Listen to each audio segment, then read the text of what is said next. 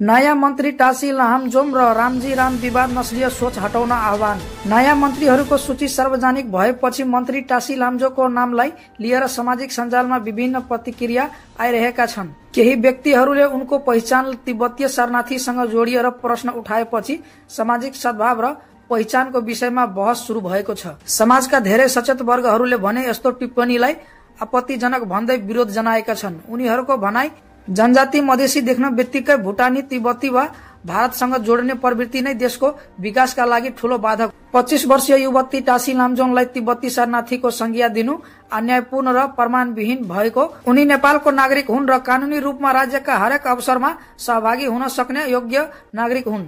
जसरी हरि भण्डारी अमेरिकाको मेरील्यान्ड राज्यमा संसद हुँदा वा प्रशान्त तामाङ भारतीय आइडियल जित्दा जसरी नेपालीहरू गर्वित बनेका थिए, त्यस्तै गर्व टासी लामजो जस्ता हिमाली युवामा पनि देख्नु आवश्यक छ।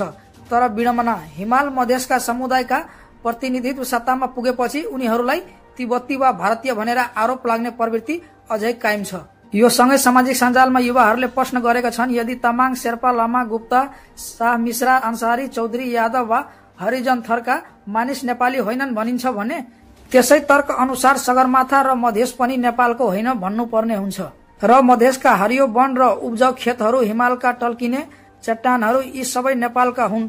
त्यसैले ती क्षेत्रमा मेहनत गर्दै देशका लागि योगदान दिने कामदार, किसान, प्रविधिक र व्यापारीहरूलाई विदेशी ठहराउनु पूर्ण रूपमा गलत र विभाजनकारी सोच हो। यी सबै कुराको बीच विज्ञहरूले कानूनी र तथ्यका आधारमा मात्र संवेदनशील विषयको मूल्याङ्कन गर्न आग्रह गरेका छन्। हुन त डाक्टर संगीता कौशल मिश्राको नाम आउँदा पनि यस्तै प्रकारका नस्लीय टिप्पणीहरू फैलाइएका थिए। यसरी व्यक्तिको पहिचान र योगदानलाई नकार्ने प्रवृत्ति हटाएर सह-अस्तित्व र सम्मान अवसरको भावना विकास गर्नु आजको आवश्यकता रहेको टिप्पणी गरिएको छ।